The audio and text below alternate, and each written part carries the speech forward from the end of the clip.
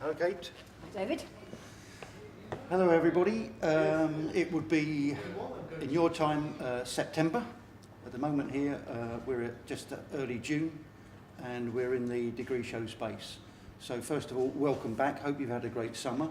And what we're going to do in the next half an hour or so is to take a stroll around the degree show, give you our overall thoughts, impressions, good points, bad points, whatever it might be, in the attempt to help you think this time next year we'll be doing the same for your show. So, Kate, big show this year. Huge show. 48 students graduating, 48 pieces of work, so big show, but also big space, which we hope that we might be able to keep for next year. From your point of view, what for you sums up this year and perhaps the show itself? I think the show looks amazing. Everybody who's been into this space from other disciplines have been very envious of the impact. So I'm going to say the first thing I think I would notice on the show is the diversity, scale and technical competence and high production values is my first impression of the show. Yep. Like each year, what I really like is the individuality of each student's work. So no two pieces are the same. Although I would say this year we have perhaps more portraits than any other year I can remember. Yeah, I tend to agree with most of that. I think, for me, I think my key word has been spectacle. It's very much about technology, in a sense, enabling students again to print big where it's been appropriate, and we wouldn't necessarily say printing big is necessary all the time, but nevertheless, some of the big work that we'll see here has huge impact. And the costs of those things have come down even from last year to make it really accessible for students to manage cost-wise. But yes, like you, I agree that the show is very diverse, and in fact the numbers help it show that diversity even more. So hopefully as we go around the show, Mark Hatton filming here, Ben here on mic. Hopefully as we go around the show, you'll get an idea of the differences and our views on it. We're also going to be looking at some book work again, because books have played a reasonably big feature again, and they're of varying quality, so we'll be talking about that towards the end. I don't know why I just waved in front of you, because I'm waving to somebody who's just walked through the foyer here. But so that might be occurring quite a lot during this little Yes, session. this is the first time we've filmed in an open space. It's an open space. So if you have somebody behind going... Let's just start actually as we're in front of the piece here, which is what we might class as a fairly straight street piece, Manchester. In terms of presentation, sometimes students worry about costs, framing. We have quite a few pieces this year, not just in terms of the big pieces, but even here, which have just been pinned on the wall, which is perfectly appropriate, modern way of hanging, and certainly this kind of grid system we'll see a couple of times, or about 3 times I think in the show. So again, I think the way in which we can think about presentation, bear that in mind as we go on through your year, that we can find different ways of doing it. The only thing I'd say about this is it did my thumb in, because I pushed in so many pins, by the end of the day it went numb, but apart from that. But this works very effectively. And also to think about, if we can, Mark, get the shot in of the height of the wall. Some pieces work, and we always try to do our best to accommodate all students' work, how they want to do it. Some walls are high, and therefore the grid works in this kind of way. It would work very different if it was narrower on a 7-foot wall. And likewise, a piece of work like this, if it only had 4 portraits or 6 portraits, would have been completely unsuccessful in its intention, which was absolutely to show the kind of diversity of city dweller. And what this student had to perfect during the course of the project is how much background to get in, what sort of background to get in, what sort of depth of field to use, and so that actually there is a uniformity, although there is a diversity, and that is why the kind of grid and the square works. Yeah, and whilst we're on this bit of space and we're talking about grids, perhaps we could move Mark to this piece down here, because it's a gridded piece and pinned piece, but the pitch is very different, both in size and in subject matter. So if we can just move down this way. Okay. So, we've just looked at one gridded piece, what we might call street photography or street portraiture. Now there's a similar kind of grid, if we like, pinned again, bigger prints, but this is very much a kind of personal project. Somebody's 3-year-old daughter, and a kind of, how would you describe it, Kate, a kind of study of childhood? Yes, or a child, perhaps? I think a little bit of both. I Yep. think looking at a particular age of child, but also a particular relationship perhaps an immediate family member could have with a child. So we would describe these not as sort of snapshots and not as naive pictures, but they are in fact trying to explore some of the sort of perhaps some of the more turbulent aspects of childhood than they kind of idealised. Yeah, and I think it's true to say that we would class this as really about picture making over subject, wouldn't we? Yeah. Whereas some areas perhaps are more subject based, which we'll look at perhaps in a second. But this is very much about making pictures out of something that perhaps people think there aren't any pictures to be made. Exquisitely made, beautifully printed, good size, it works very well, I think, at this size. Nice book, which we'll look at the end as well with that, which means that we could very quickly switch round to this piece of work, Mark, if we can. Here, I think, Kate, is one of the examples we were talking about early on about, if we like, a bit more of the spectacle, and I suppose loosely termed as fashion, beauty, makeup, that kind of area. These are terrific print, 60/40, printed online, so to speak. You just send your file online. I think the cost was £18 each. I think they were. She did have to have them reprinted a couple of times, Yeah. but overall, I mean, we were astounded by the print quality. Yeah, and this is plastic coated, so in actual fact, it could even sit outside in the pouring rain, and the print wouldn't be affected at all. So that kind of technology, who knows, for you guys next year may even be cheaper, but roughly £18 a print is pretty incredible. These are just lightly put on with a small bit of Velcro, because there's no weight to these. And if you look at them also, I think because of the nature of this paper, I don't know if you noticed it, they haven't buckled at all. They stay very flat. Really very, very flat. So there was a couple of pieces like this, which we'll have a look at the far end of the, in case you're not sure where we are, not sure if we did explain, but you are in the Henry foyer at the moment. Which is a bit of a thoroughfare, as you may be getting the drift. Yeah. Yeah. So what we're going to do is we're going to walk to the far end of the Henry foyer before we move to the other 3 rooms that we've got, as I say, because we're a big year.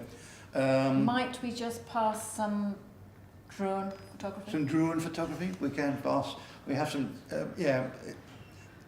there is a little gag here in the sense that somebody's accent in trying to describe drone photography was often described as drone photography, and we kept thinking, are you kind of drawing photographs? So what is it, Alistair? Drone photography. Lovely. Come again. Brilliant, here you go. Thanks a lot. Drone photography. So it's actual drone photography, but we're past that by, and then we go up and look at another couple of big pieces of work, and perhaps something smaller in between before we move on to the other rooms, because we can't cover all the work, we've got a lot to do. Okay, so we'll see you at the other end.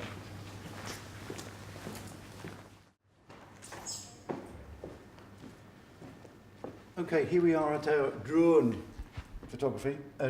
First drone master of the course. Yep. Going on, I think, in 2 weeks' time, 3 weeks' time, to take his official pilot's license, because he will be doing this commercially. So what he produced was obviously movies of his application of drone photography, which is quite extensive, from surveying to schools, health and safety, to border disputes between houses, all sorts of ways in which this is being used. He's already been employed by a company, and once he's got the pilot's license, he's now working commercially. So it's good to see new technology in the course. And it's really interesting that this is something he picked up in level 5. Second year, yeah. Spent the whole year building his skill base, undergoing the specific training, and I think will be inundated with requests for work, because interestingly enough, even at the show opening, one of our graduates who does weddings has been looking for somebody who she can work with to do drone photography alongside her commercial business. Yeah. So he, without any pun, he's going to fly, isn't he's he? going to fly. He's taking off this point. Next to it, just to give an example of, he wanted to show the differences between some of the work. So these have been made on acrylic, which are really suit the work, I think. So what we might expect, the sort of aerial views. So, for example, that this has been made in the Lake District, but also the more picturesque kind of views, almost like tourist views of key tourist spots. So there's huge applications. This neatly done. This works very well. So we have high hopes for this guy, you know, with his drone photography. Okay, so we're going to move on up here to look at a few pieces at the end here before we move on to the other kind of space.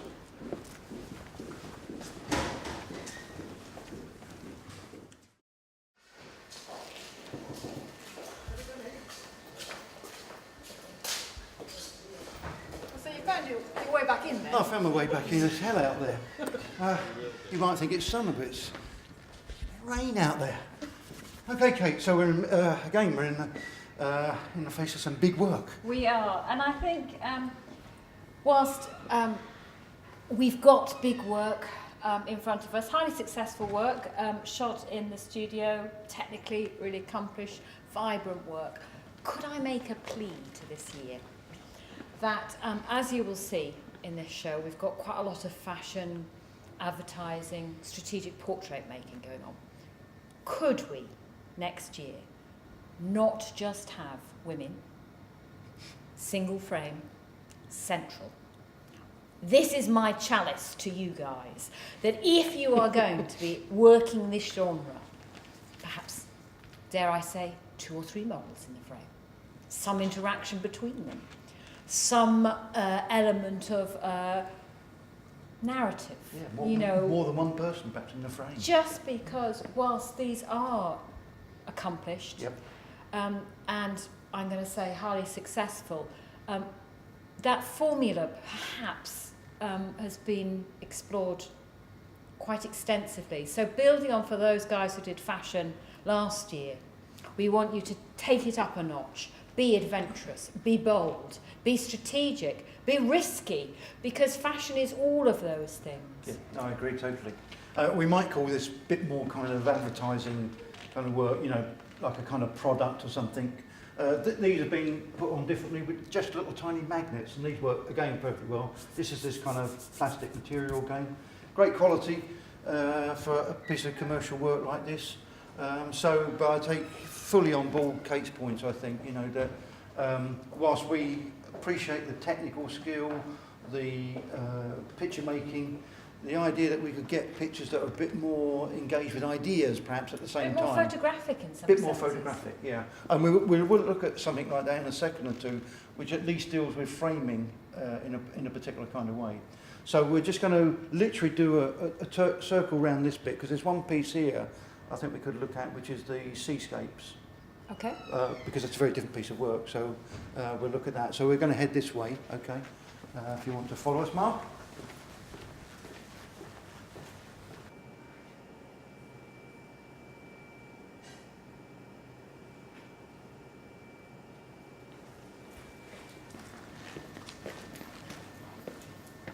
Okay, Kate, we've looked at some work which is similar in scale. Perhaps we might say similar in strategies, which we've referred to. This is a very different piece of work, and again, I think shows something of the diversity. We've got black and white, fairly conventionally framed, over matted, kind of long exposures of the seashore. The piece of work's called Blue Mind, which is interesting because this is a therapeutic piece. So the idea that there is a psychological theory called Blue Mind, which is being beside the sea, being beside the sea, looking at the sea, smelling the ozone is good for you psychologically.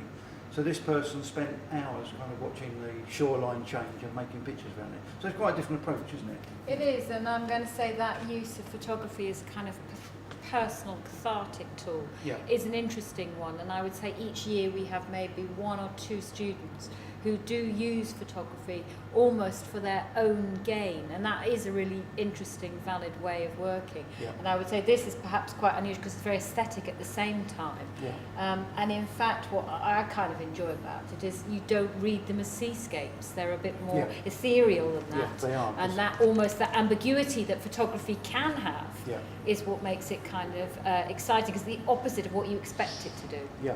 And it's a nice little touch. We don't normally talk too seriously about perhaps installations, and sometimes people want to put things. But here, what was particularly interesting, because this beach is full of fossils. So as the person sat there, you know, they're picking up the remnants of history. So there's something quite nice about, you know, being able to see the stuff of the world, which has got a relevance to the way you feel about being in the world, which I think is quite nice.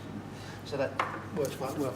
So I think we're going to probably, We might even move rooms. I think we're going to move rooms. So we're going to head that way, Mark, to go into what we call the red room. The red room. So we'll see you in the red room in a bit.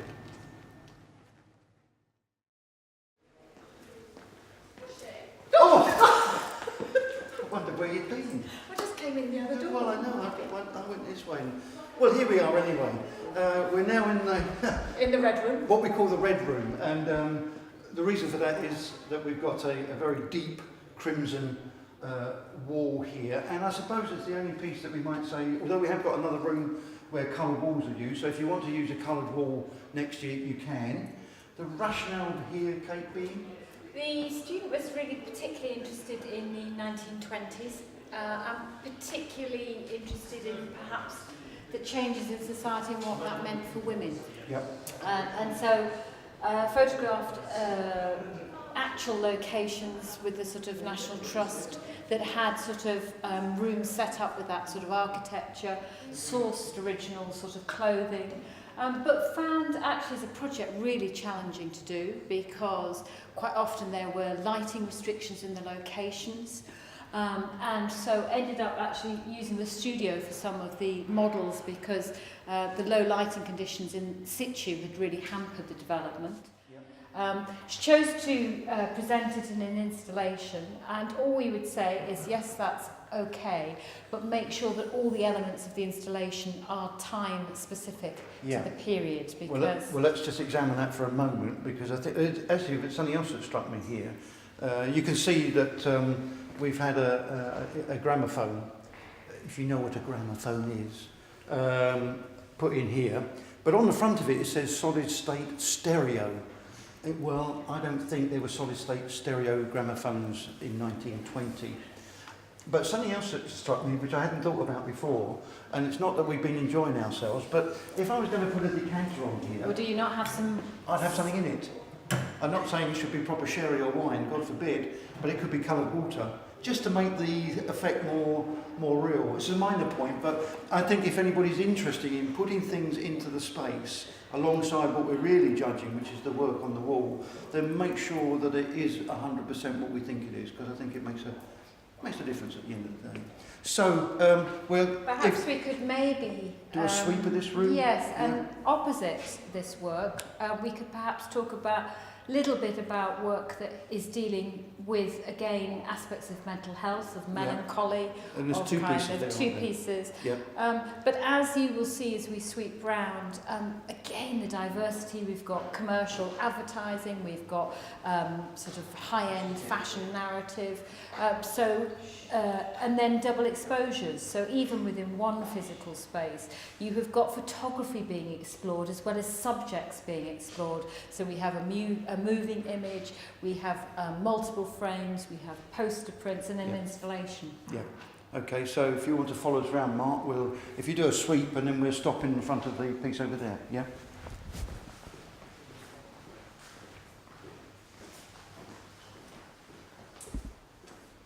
So, just a few observations about this piece. That was a kind of personal exploration into perhaps issues around anxiety, that feeling of being unable to cope. Now this particular student was travelling for quite a lot of the semester, which isn't something we would recommend. But given that this was likely to be the scenario, we thought we saw a little clip on a mobile phone of these flies whizzing in and out, and we thought actually that could be quite a powerful metaphor for the idea of feeling out of control. And actually on a video loop, I think we do feel is very effective. Yeah. It was accompanied by 3 portraits or 3 images, which for me perhaps less successful. The central image I think is important because it's a self-portrait might author the work, but perhaps the top and bottom image don't add anything to the moving image. So when you're thinking about putting your images together, really do think about, by adding things, are we adding to the experience of the viewer? So for me, I could easily have lost the top and bottom image because in some ways they demystify this. I like the fact that we can't read this as flies, whereas of course Yes. once we actually have an image of it, we then can read it sort of straightforwardly. Yeah, and again, I think it's working things out well ahead of time. We say to people, don't we, try it out.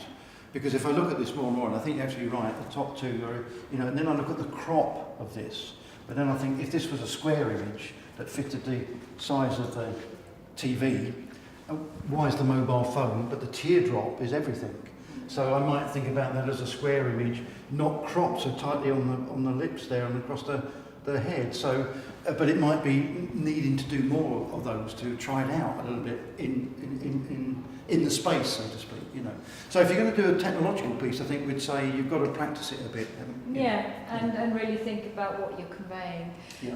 And likewise, just to David's left, is we've got another piece that the student really had to work incredibly hard to pull off right at the last minute. So I'm going to say this is a student, clearly good technical skills, and actually we think quite a successful piece, but really challenging for any student who's thinking of being both an art director, a prop sourcer, graphic designer, Yeah, and trying to bring everything together yeah. is challenging at best. And for me, it's the graphic side that is slightly problematic here, because this is, the idea here is a food campaign, which is a nice idea. The logo is a real logo, Change for Life, and I quite like the strapline here, turn the unusual into the usual. But if this was to be a continuous campaign, that image there has the strapline down at the bottom, oddly hard to read. Here, it's in open space, easy to read. Logo up the top, logo down the bottom, so it starts to get a bit mixed. So again, if you're going to do something like this, which is a kind of campaign, you've got to be more together here to work the totality of it out. And likewise, obviously she was interested in working with visual puns. So we've got, the jacket potato and the cherry tomato and the eggplant. But turn the unusual into the usual. I might query that potatoes are fairly usual. So again, it's that kind of trying to resolve all issues. So that really applies to all students who are working in photographic means that usually have a whole team of people working on them. Yeah. Time management becomes really, really essential. This is much more than just about the pictures, it's about the typography, the layout, all sorts of things. One other piece I think we should look at in here, which is a very unusual piece, an unusual discussion about photography, which I think even the students had at times some difficulty with. But we want to look at this piece here. Can we get this one into frame, Mark? We would, I think, describe this as a conceptual piece. We would.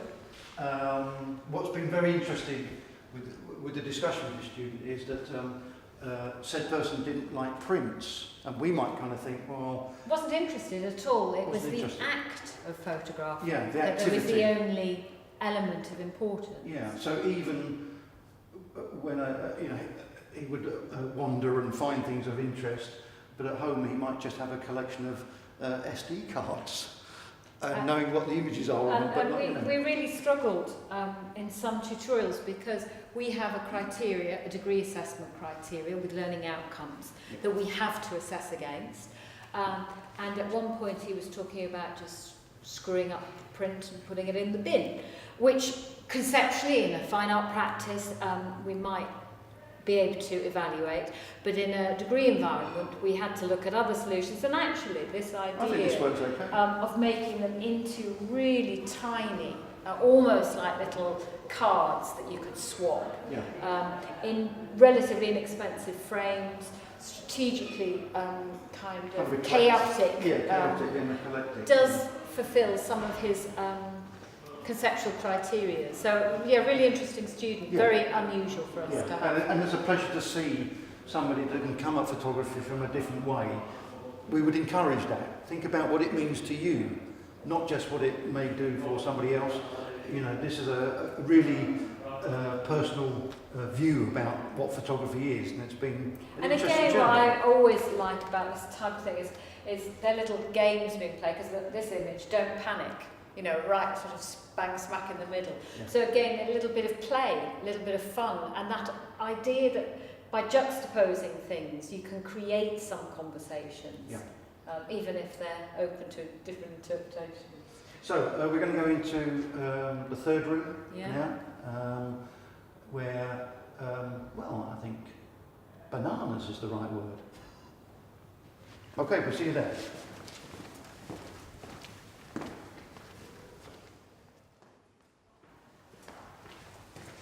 There you are. Hey, Robert.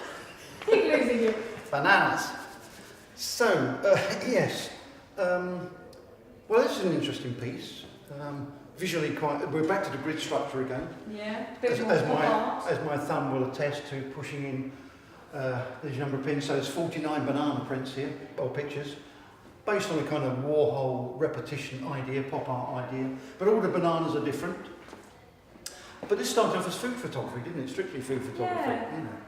And it was really interesting because this student couldn't quite get what she wanted to with the sort of more constructed elements. And this was a kind of, I think, a real solution to being able to show attention to detail, consistency of banana.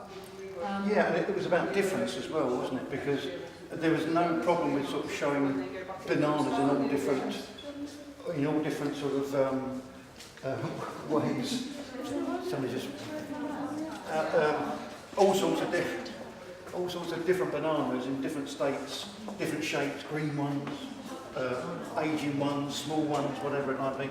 So in a sense, although it looks as if it's the same sort of thing, they're all different. That kind of works. And in the end, she talked about it perhaps being some kind of health campaign where difference actually should be, thought to be good rather than everybody being the same shape or whatever. So it's an interesting idea, you know. So I think this room, was just going to be a kind of scan around by Mark. We've got poster work, which we might sort Game of Thrones type of stuff. We've got models, model cars, suggesting that they could be used for real. We've got some fashion work again, but very different fashion work. And then we've got a small piece about the human body, and then studio work, studio portraits. And you'll see that the fashion work this time has been mounted on aluminium, which again just enhances the particular detail and the kind of cleanliness of the particular student's work. I think a very successful kind of mounting presentation. We might have said that some of the work conceptually needed a little bit more refinement. Anyone who's thinking about using typography and kind of posters, we do have an expert in residence. We would say please do utilise that guidance as we go through. And just to pick up on that for a moment, we say it every year, do not leave things to the last minute. We didn't see these until the last minute. By that stage, there's nothing we can do. You've got to go with it. So, and in fact, I'm going to say this year there were maybe 5, if not 6 students whose work was a complete surprise to both of us. at the installation stage. Yeah. Every year we say, Don't do it. don't do it. It just puts pressure on you and we can't change anything. Our job here is to support, facilitate, advise, get the very best for your show. If we don't see it, we can't comment. So, Shall we move away from the rabble? There's a Let's rabble get into now. a Yeah. quiet. So we're going into our very last room now. You see, photography is taking over the world. Next year we'll have another couple of rooms down the corridor. So we're moving on whilst you can still hear us.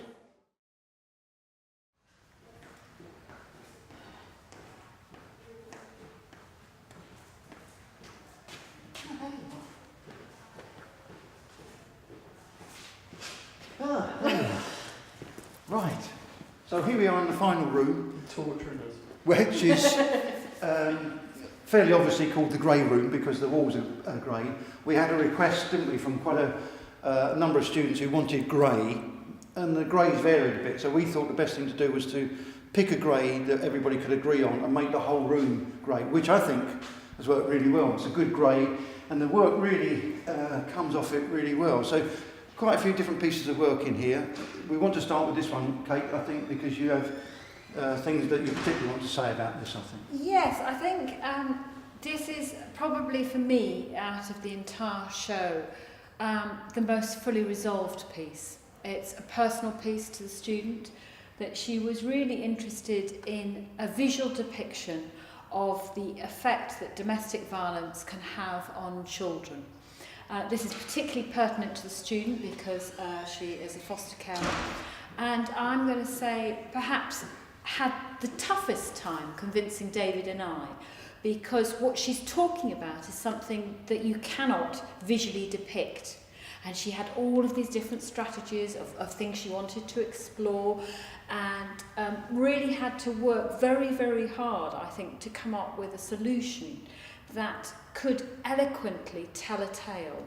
Now this for her is the pivotal image, and again you'll see the print sizes vary enormously.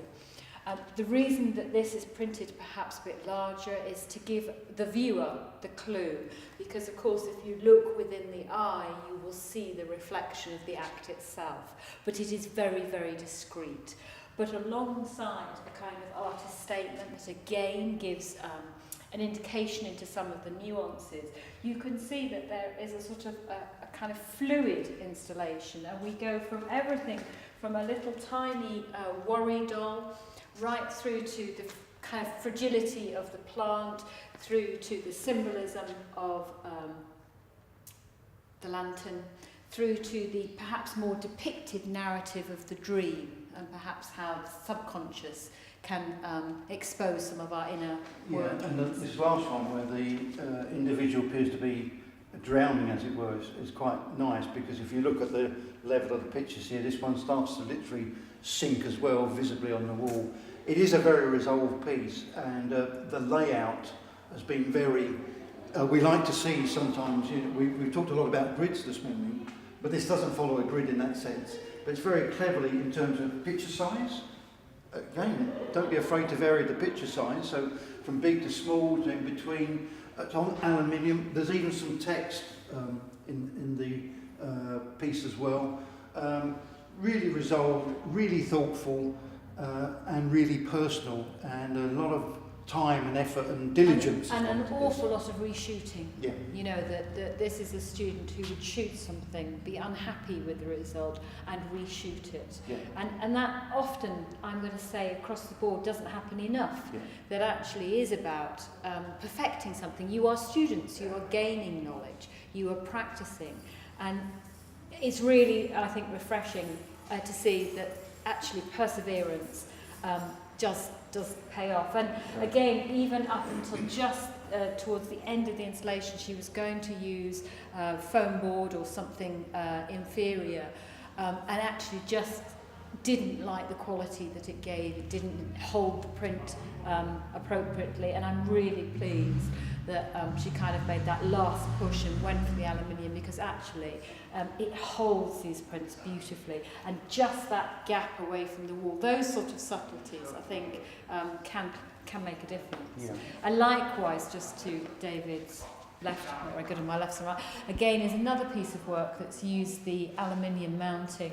Again, I think very effectively, and Yep. you will see this is perhaps the only image and text piece in the show, in any significant way. In any significant way, and you might wonder why it's an image and text piece. If you run just along to the end, Mark, which actually I would say really wasn't required, and this is not the text piece that we're going to talk about, but if you see at the end here, there's 5 statements.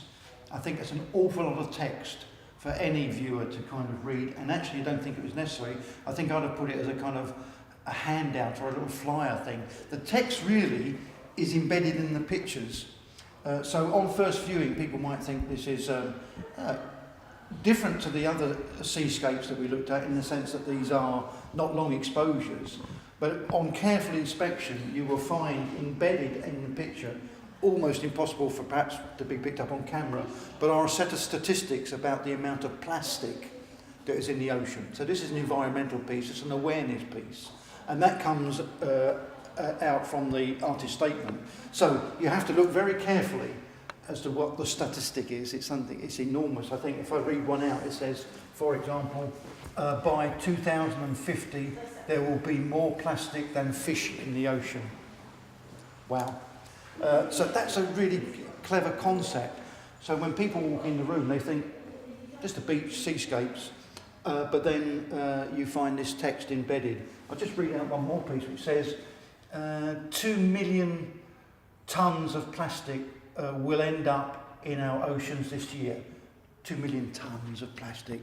So it's quite a clever piece, and it is image and text that really makes that work rather than the big statements at the end, which certainly give detail, but I think in terms of the wall wouldn't have been necessary. I think we could look at one very conventional, what we might call documentary piece. And then if you just do a whiz around the room to fill the other piece, and then I think it's a quick review of some books. And then, thankfully, it'll be goodbye from Kate and goodbye from me. So we'll look at one more piece in a moment here, Mark, over here.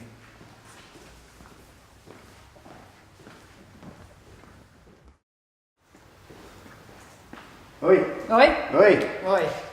Oi. So here we are, almost at the end of our little tour around pictures on the wall before we look at some books. But we did want to look at one piece here in particular because I suppose it's what we would call I can't say it now. It's what we would say. Conventional documentary practice, in the sense that there was a story here to tell a group of aging skinheads.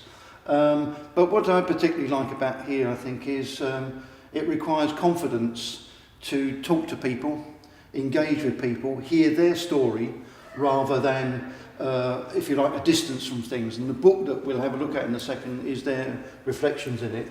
But Kate, how do you feel about this piece? I mean, I think what's interesting and what we discussed at the time that she presented the work is we've gone for quite a nostalgic presentation. We've put the work into black and white, we've framed it very conventionally, that we could look at this work and think it could have been made 10, 20 years ago.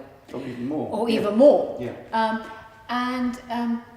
The student explained really, I think, quite eloquently that the reason for that, in particular, is for her that she thought it looked better in that way, but also for the subjects depicted, that they too held on to this kind of traditional film look to pictures, and this is how they wanted themselves to be depicted.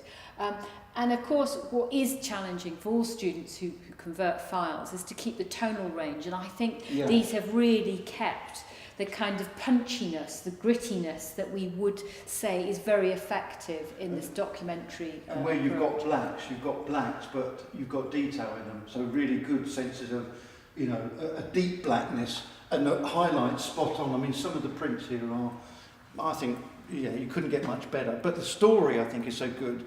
The project starts going into a pub, which is known to be where skinheads meet, and sat down and talked to them.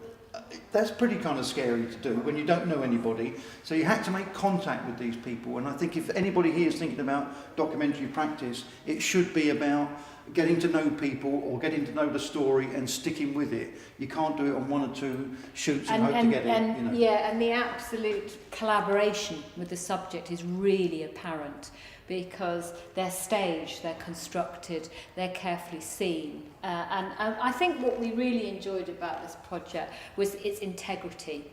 That this was not a student who was intending to make a negative comment or exploit a subject in any way, but just explore it photographically. Yeah. Okay, I think there's one more piece in this room, Kate, that I just want to make a comment about. And then we might do a sweep, And then we do a books. sweep and then books. Okay, so we just head up this way, Mark.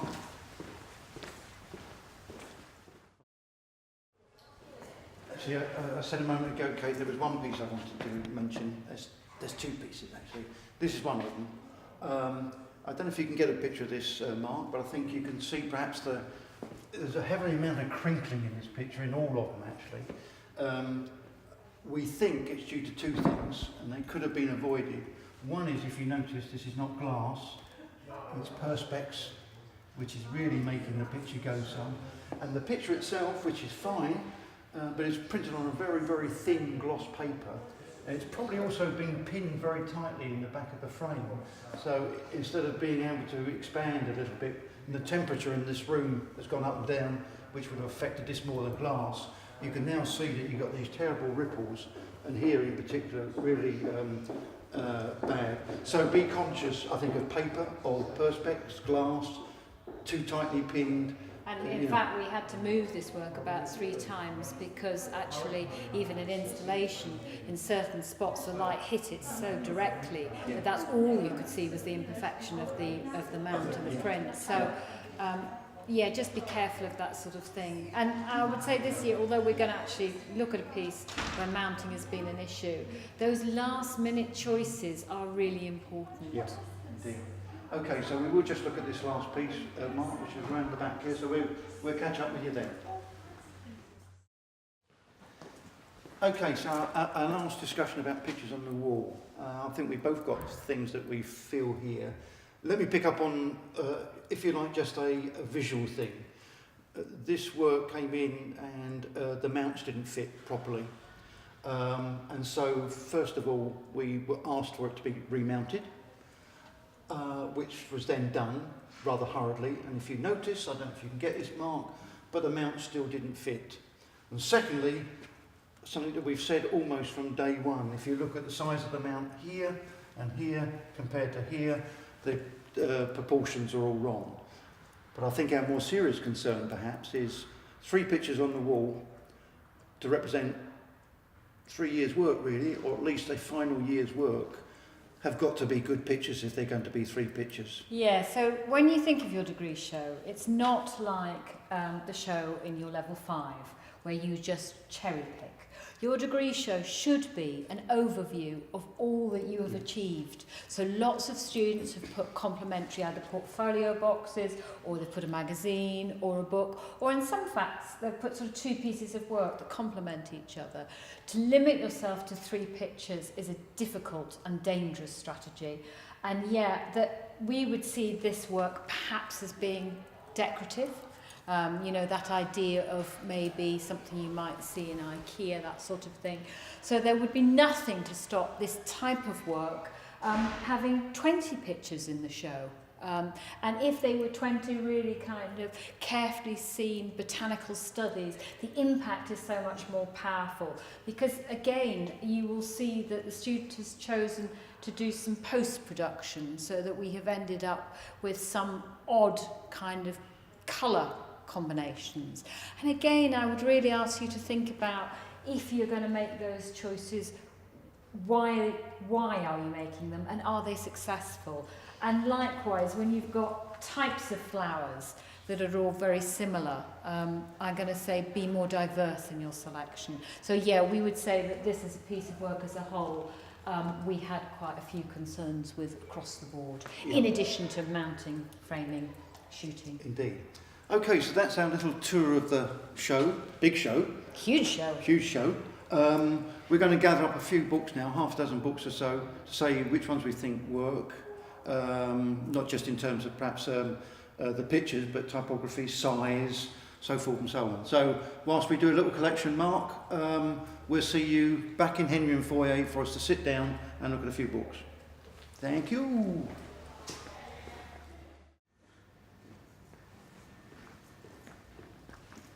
So here we are then, Kate, on, well, you need to sit down after a walk around the show like that. What we thought we'd do, you've picked a select number that you think are betwixt and between, and I've done the same. So we just talked through quite a few books again this year, I suppose, all doing very different things. So we want to look at it from a view of what we think works and why, perhaps some issues about typography. I think I may be right in saying that I don't think I gave advice on one book. I think. And I might be so bold as to say, I think it shows. that, Okay, so do you want to start us off, or am I starting? You're going to start. We're going to start with a positive of Okay. perhaps a book which we thought, or a magazine that we thought, no, I'm going to start, book or magazine, I'm going to start in the magazine. that was successful. Yes, the magazine has become quite a popular thing to do in the recent years, and I think if we're talking essentially about fashion, beauty, those sorts of things, where that's where you would expect to see these pictures. So these are good value as well. What I like about this, I think, is the ability to show, and you've seen the big pictures earlier on, but in a way they almost act as a portfolio. But now the size of the picture is working very effectively, and you notice, for example, the use of the gutter. And that would be something, if you're going to do this sort of work, I'd be very conscious about. So, for example, you know, for Could me... have moved it over just a smidgen. Yeah, I've lost the... I've got an ear falling in the gutter here. So when you're making pictures, okay, central single page is fine, but then sometimes these are bound very tightly, so all of a sudden these things flip into the middle.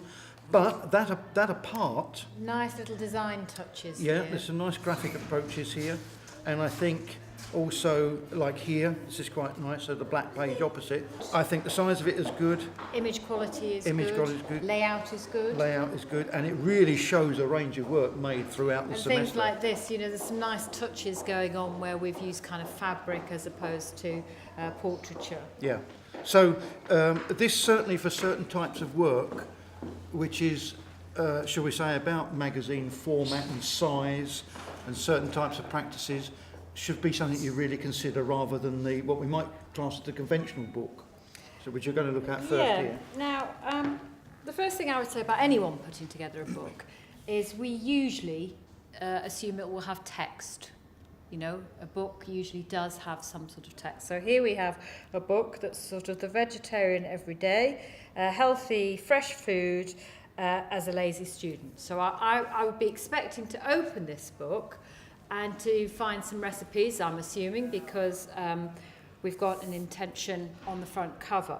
But actually what it contains is purely some images of some food. So in fact, this, I might say, if we were going to produce this in this way, could easily have been a set of prints, because the book format actually doesn't add anything. I think this was a time management issue, that there was some attempt at that idea of revealing the making. But typography, layout, book production all take time. And you know, there is a sort of almost the beginnings of an attempt of that lifestyle cookery book that we might expect. But its format, first of all, is too big, because anyone who's using a book in the kitchen, I'm going to say that is not the format that you can cook with. Yep. So really think about all the aspects. And just to scare you on the typography, again on the back, that if we're going to use image and text, even as a front cover, really do consider the relationship between them. Well, there's also something very strange here, which is you switch to the back. Now, most of you can walk into any bookshop and you can look at yourself what's on the back. The size of that font on the back is enormous. And, for example, it says photo series. We should really be saying this is a book of photographs about, but the size of that. And strangely enough, for example, the author's name is on the back. I don't know what kind of convention it is that finds the author's name on the back rather than on the front. And Or if on I the was spine. or on the spine or anything, for me here I'd probably be using a bled off photograph and citing the text somewhere in the picture itself, and that wouldn't have been difficult to do here with extending the black. So again, and I think probably Kate's right, it's a time issue. you've got to do these things in plenty of time before the framed work. You've got to get these away to somebody if you're going to make them online. You need to allow 3 weeks for that, and the design before that. So I think you're right in what you say there, and there's a few other things typographically that kind of get me. Having said that, I think there is a book here Yeah. that really does use the book And design. and design. Nice front cover. Might argue that maybe it would be authored again, but you know. But nice sort of spacey cover in a sense. Good size. I'm going Good to say one of size. the few books that we thought size was appropriate. Yeah. I would query the fact that we don't have a title page again, Or a title. or a title, and the fact the author. But what we do get to see is the good use of pages. So everything from a bled off page to the small single image there. Some really nice uses of space here, and even to here. And in particular, I thought there was somewhere up here that particularly got me. I think there was an elephant picture. Well, that's nice. That's great. That's a nice use of the space. This is designed and thought through. Let me see if I can just find the... I like the llama and it's here. But again, we've suffered a Yeah, little bit. suffered a bit there. Beak into the spine. Beak into the spine. Technical talk, this. Beak into the spine. I will get to the elephant in a second. But that works very well. That's nice. There you go. Now that's good.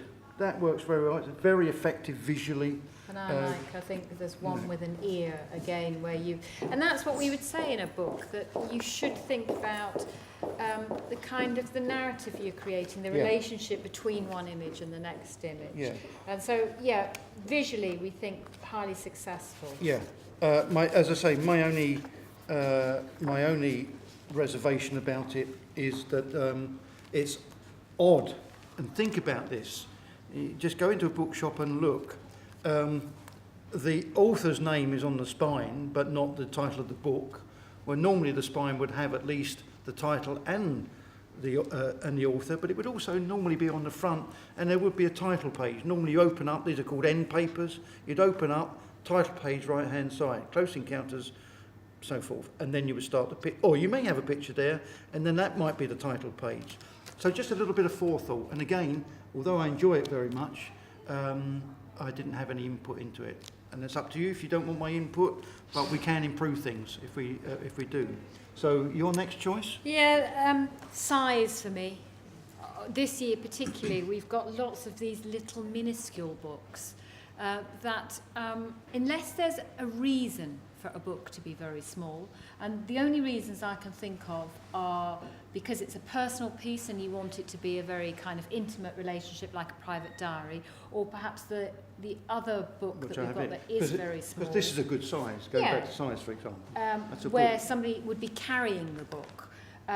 Otherwise, I'm going to say this is not a good size. It's too small. But what I do like, cover design, you know, I'm going to say front and back got a relationship with each other, which works quite effectively. I, again, could have done with some information on the spine. Here we have the use of the kind of rich colour, which again I think works, and we have got a title page, The Yep. Masculine Man. And then we have got throughout the book a set of images acting very much as a portfolio.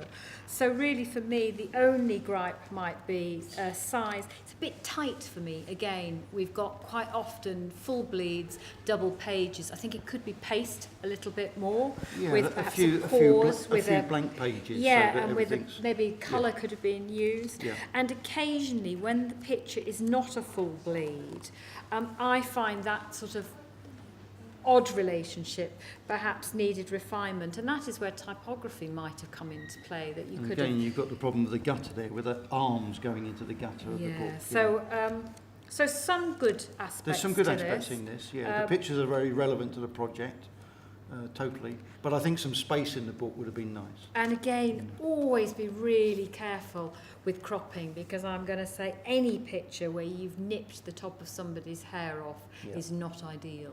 Yeah. So just a few, you know, it is all of those little tiny details. And I think, again, I don't know, can I just...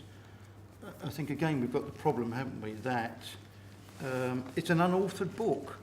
Very strange, even if this was a portfolio, we've got a title, but not the photographer's name. That is strange. But otherwise, I think there are some good features in this. But you're right about size, some spacing, some use of colour. Yeah. But it does its job, nevertheless, but size-wise, I think, problem. But in talking about size, this is a very different sort of book, but actually it's very successful. We might not think about this as a book in a conventional way. It's spiral bound. But the remit of this, and it's titled In the Footsteps of Arnold Bennett, Arnold Bennett being a famous author from the Potteries, who wrote a whole series of books about life in the Potteries at the early part of the 20th century. And it's his centenary this year as well. And the objective here of this book was a series of pictures primarily made and information about what Arnold Bennett called the city of Bursley, which you might know is Burslem, and he referenced buildings in it and changed their names. So if you're interested in Arnold Bennett, you could slip this into your anorak. Wet weather out there. Slip this into your anorak, go to the first place, and there are maps in it. They're colour-coded, so you know where they are in Burslem, maps of them. There are some historic pictures, which is nice. There are pictures that the author made themselves, the modern straight documentary colour pictures. A little description from the book about where it appears, and then it's numbered again up here so you know where you are. This is a functional piece. And actually that is the book where the student did come for some advice. Did come some advice, and we revised it and played with the text a bit, bled pictures off, tried to give some space, but tried to think very clearly about context. This was meant to be a bit like a map. You could put it in your pocket, arrive somewhere, take it out, read a bit of info, and it's good. And also the plastic covers mean that you could protect it somewhat as well. So, yeah, it might look fairly small and insubstantial, but it does its job very well. Again, this is, I think, for me, perhaps a slight missed opportunity. We talked about this as a wall piece, very strong wall piece, documentary, black and white. Now, if I were advising a student, I might think, well, this is your opportunity to make the book quite significantly different to the wall piece whilst keeping the subject the same. So, whilst there is some colour in here, I think it could have been really exciting to have produced a kind of bigger book with the colour portraits to make it more contemporary in its interpretation. That there are some lovely touches. Again, I like the fact we've got a really strong front cover. You know, it's perfect. It does its job. It gives really good definition. We have on the spine both the author's name and the title. And again, the back cover is brilliant because we've got the back of the head. So even before I've opened it, I think, you know, there's some really strong elements to it. We have got our title page, which is... With an author. With an author. Yeah. And then we have got an introduction. And what I like about this book is that there is quite a lot of text in it, that we do get... a full narrative, so that we've got an introduction. Can I just switch back to for a second? Again, thinking about book layouts, the introduction really should have started on the right-hand page. The reason being, when you open a book, and you can go and check for yourself, you know, chapter openings, the reason is when you open a book, that's where your eyes fall there, they don't fall there. So the introduction should really have been here. Line lengths and space, and I've talked about this so much, the line lengths are too long, so the tendency for your eyes, and it's just a justified setting, you know, the tendency is to read to the end but have to move your head, which means that sometimes you can double read a line. Space that out a bit, give it a bit more of a margin to shorten the line lengths, and it's perfect. So, but the material's there. Yeah. You know. So we then have the pictures themselves, which again are titled, which is a nice touch. Yeah. And we go through the work, and, you know, lots of strong portraits going on. I'm never a particular fan of this black edge. That's a personal sort of preference. And then we go into the colour work, which for me actually is really interesting because it's got a very different feel. So I think I would have made the book all colour. And maybe I might have put a colour picture on the front cover to play that. And again, bit bigger in its size. Yeah. We end in our story, what it means to us, which is great, where you get the kind of personal narratives from the individuals. And the student has really thought about this and asked them to write their own captions. But what I didn't think was successful is she's then written the caption. So in effect, we've got the caption twice. Yeah. So it would have been, I think, more appropriate just to have let their words Yeah. sit on the page Yeah. rather than duplicate it. I imagine that is to do with In case wanting you to be can't read sure it. the handwriting. Yeah. But I might say that's part of the kind of the experience. If that is the case, to a certain extent, don't have the handwriting. Yeah, either or for me rather than both. Yeah. So, you know, I like all of this information because it enhances the reader's understanding. But graphically, it's a little bit Yeah. bitty for me. Yeah, and even here where you've got suddenly different line lengths, the columns changed here and underlining of text and things. So they're little things. But there is an interesting thing here at the back, which again I think, which is acknowledgements. That's rather nice. And that's what you would expect to see at the end of a book like this, some acknowledgement or references, because that kind of follows things through, I think, you know. Essentially, as you just said, I think, a missed opportunity. Lots of material there, but it required more rigour to it, didn't it? Yes, Yeah. and again, I think some of the choices you will get at this stage when you've come to the end of the project depend on how much information you gather during the project. Yeah. So, for example, if you have shot lots of different people and you know their names and you know their locations and you have their contact details, it does mean that when you put the book together, you can add that detail if you wish. If you've lost that detail, sometimes you can't retrieve it. Yeah. So the last book here is one of the fashion pieces. It's a mixed bag for me. We do have name and title. Somebody might query why the author's name has a dot behind it. Well, it's because that's their, if you like, logo style on their business card and letterheadings. But on a book, that might seem very strange, even though in terms of the title it's been repeated as a motif. For anybody not knowing what that motif is, might find it difficult. For me, the size of text, way too big.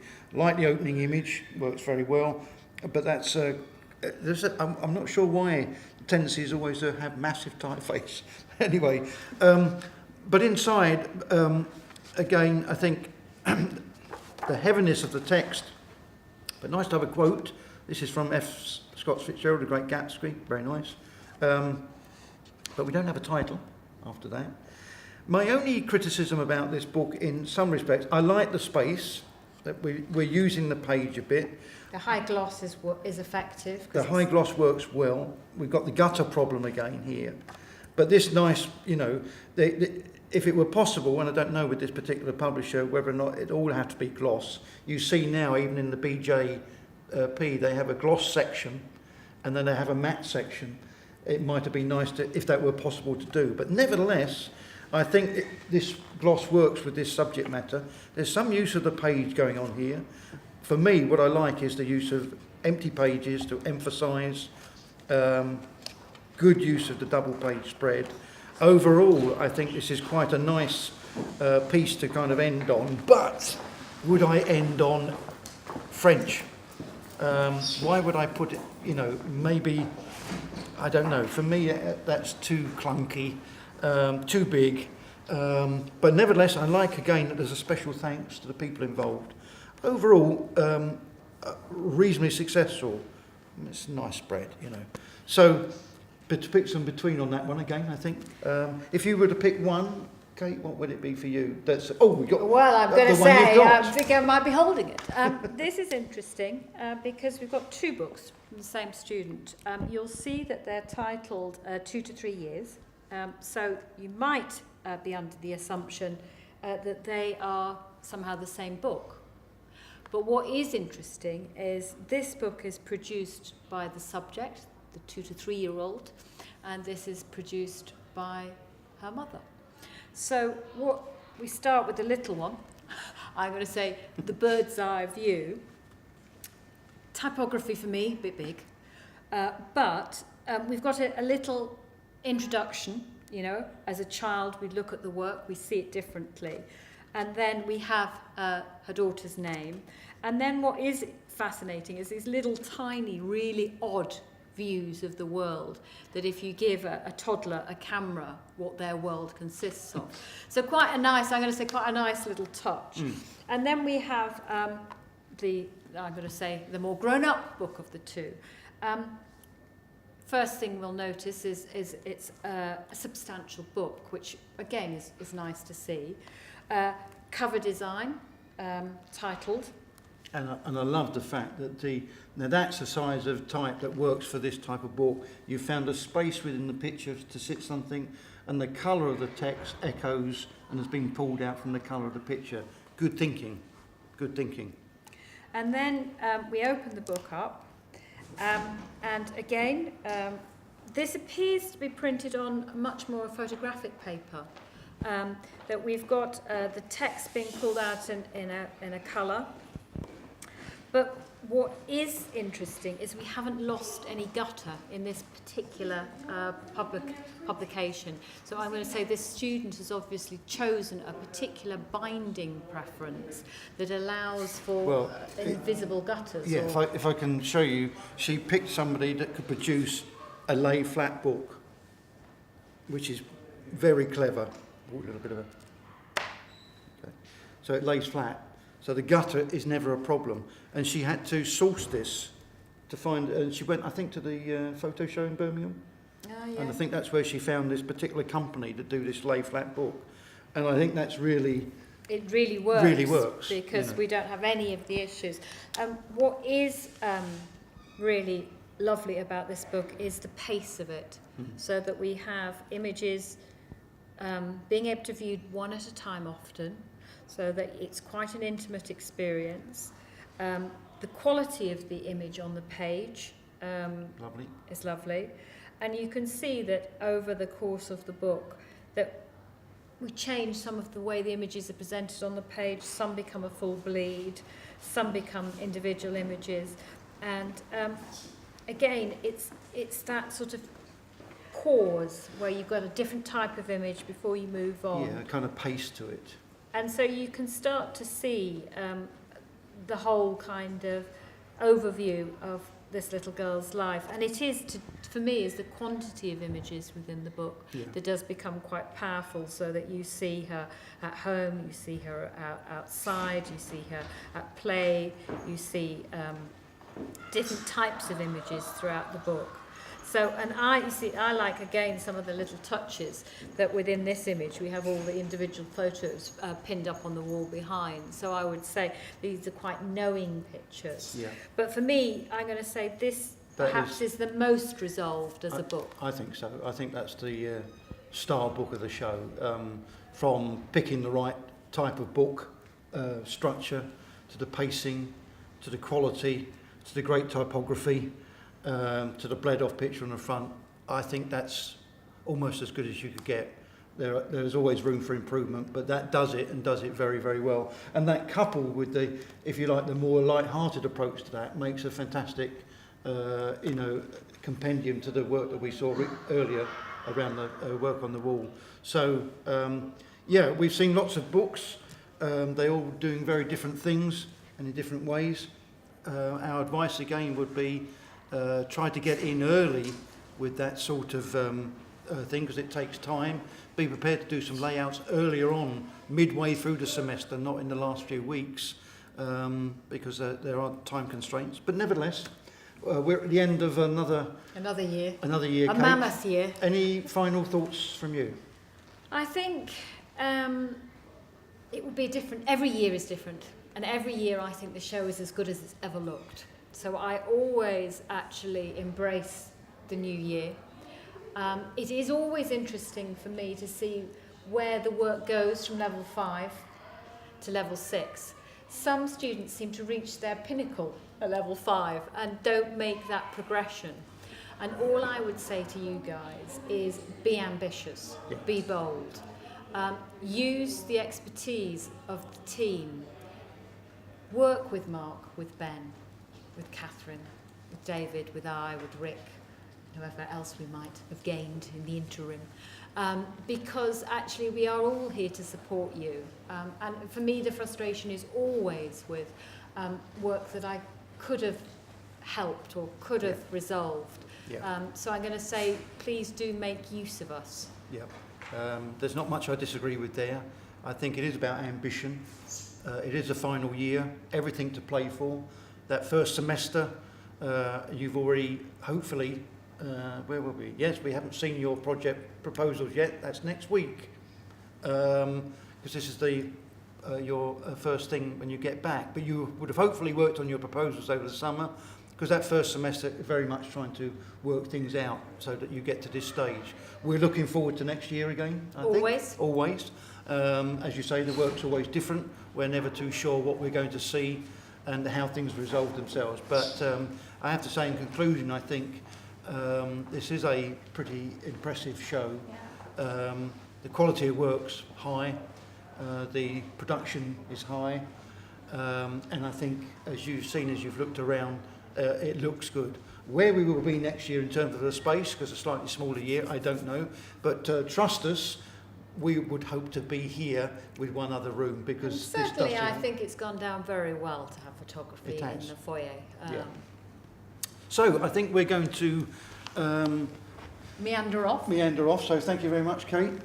I'm now used to the kiss. I've got used to the kiss at the end of each I'll avoid kissing Mark for the moment and Ben, but my thoughts are with them for the summer as well. And we hope you've had a good summer. And we'll see you. Oh, we're seeing you now. you now, yeah. Okay.